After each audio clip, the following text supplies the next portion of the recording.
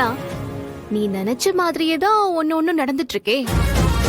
இருந்தாலும் நீயே இவ்ளோ டென்ஷனா இருக்க? அப்படியே வேர்த்து விறுவிறுத்து போயிருக்க. என்ன சொன்ன? நான் டென்ஷனா இருக்கேனா? என்ன பாரதி, லூசு மாதிரி உல்டாவா பேசிக்கிட்டு இருக்க? இப்போ டென்ஷனா இருக்க வேண்டியது நீதான். நீ என்கிட்ட வந்து இப்படி பேசுறதே எனக்கு ஆச்சரியமா இருக்கு. நான் எதுக்கு மித்ரா டென்ஷனா இருக்கணும்? எப்படியோ இந்த கல்யாணம் நடக்க போறதில்ல. நடக்காத கல்யாணத்துக்கு எதுக்கு தேவையில்லாம நான் ஃபீல் பண்ணிட்டு இருக்கணும்? அது மட்டும் இல்ல, நீ ஆதி கூட நிக்கிறப்போ நான் தான் ஆதி கூட கல்யாண பொண்ணு மாதிரி நிக்கிறதா ஃபீல் பண்ணிட்டு இருக்கேன். அதனால பாரதி எப்பவுமே டென்ஷன் ஆக மாட்டாங்க. இன்னொரு முக்கியமான விஷயம், எனக்கு ஏற்கனவே ஆதி கூட ஊரை கூட்டி எல்லாரும் முன்னாடியும் கல்யாணம் ஆயிடுச்சு. அதாவது உனக்கு முன்னாடியே ஆதி கூட ஒரு வாழ்க்கையை நான் வாழ்ந்துட்டேன். அதெல்லாம் ஒரு அழகிய நிலா காலம். அந்த நினைவுகளை நினைச்சு பார்த்துதான் நான் இப்ப ரொம்ப சந்தோஷமா இருக்கேன்.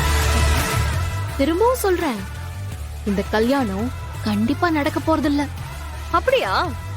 ஆசைப்படலாம், ஆனா பேராசலாம் படக்கூடாது. என்னாச்சு தெரியல சார், வண்டி ஆஃப் ஆயிடுச்சு. ஏன்பா, கல்யாண ஊர்வலத்துக்கு வரும்போது வண்டியை நல்ல கண்டிஷன்ல எடுத்துட்டு வர வேண்டாமா? இப்படிதான் நடுவில் நிக்கிற மாதிரி எடுத்துட்டு வருவீங்களா? என்னன்னு பாருங்க சார். வண்டியை நான் தான் சர்வீஸ் பண்ணி எடுத்துட்டு வந்தேன். நல்ல கண்டிஷன்ல தான் இருந்துச்சு. இருங்க சார், நான் என்னன்னு போய் பாக்குறேன். பாத்து பாத்து.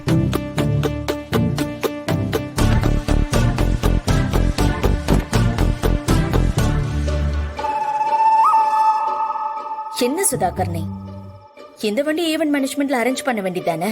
ஆமா சம்பந்தி, என்ன ஆச்சுன்னு தெரியல.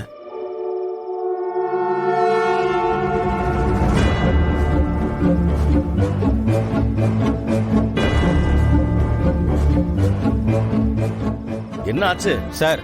இன்ஜின் சீஸ் ஆயிடுச்சு சார்.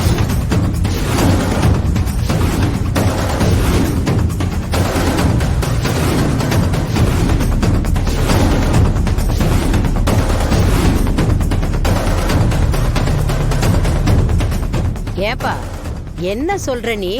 மேடம், எப்படி நடந்துச்சுன்னு தெரியல. இனிமே வண்டி நகராது.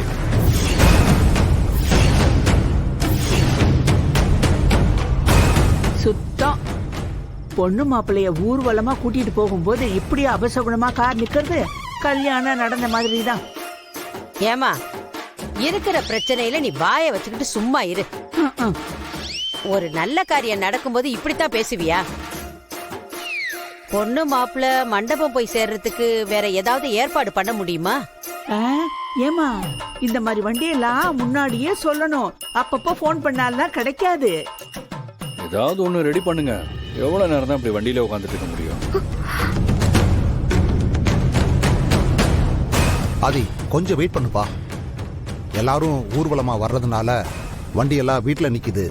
நான் இப்பவே போன் பண்ணி டிரைவரை வண்டி எடுத்துட்டு வர சொல்றேன். கொஞ்சம் இருப்பா, இப்பவே வர சொல்றேன்.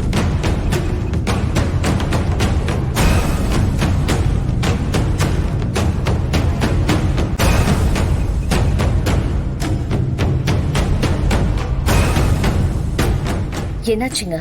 ட்ரை பண்ணிக்கிட்டு இருக்க, கொஞ்சம் இருமா.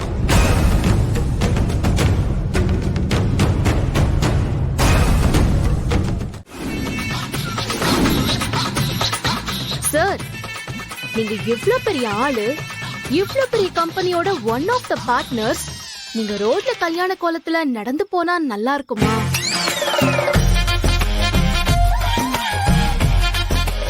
வாங்க சார், வண்டியில போலாம். உங்களை நான் கொண்டு போய் விட்டுடுறேன் மண்டபத்துல.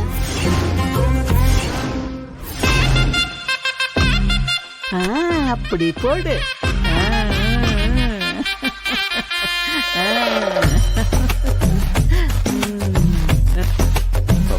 சரி, தேங்க்ஸ் பாரதி. சரி, ஓகே, எல்லாரும் வந்துருங்க.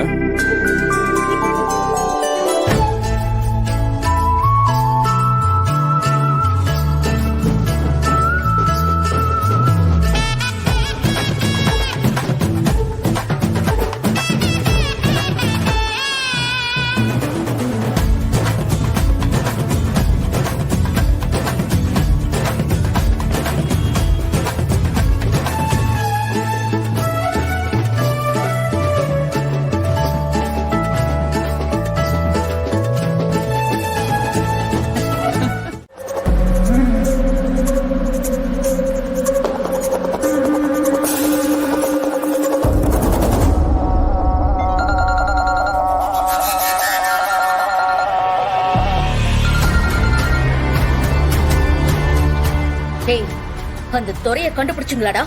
மேடம் நீங்க சொன்ன இடத்துல பாத்துட்டோம் மேடம். அவன் இங்க இல்ல மேடம். என்னடா சொல்ற? நல்லா தேடி பாத்தியாங்க? ஒரு இடம் விடாம தேடி பார்த்துட்டோம் மேடம். துரை இருந்ததுக்கான தடையுமே இல்ல மேடம்.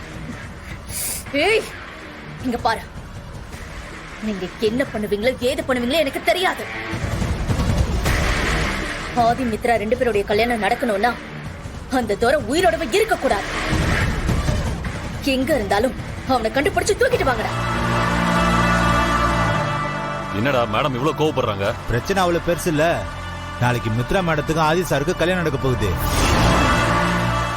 இந்த நேரத்துல துரை வேற அங்க வந்தானா பெரிய பிரச்சனை ஆயிடும். அதனாலதான் மேடம் அவளை கோவப்படுறாங்க.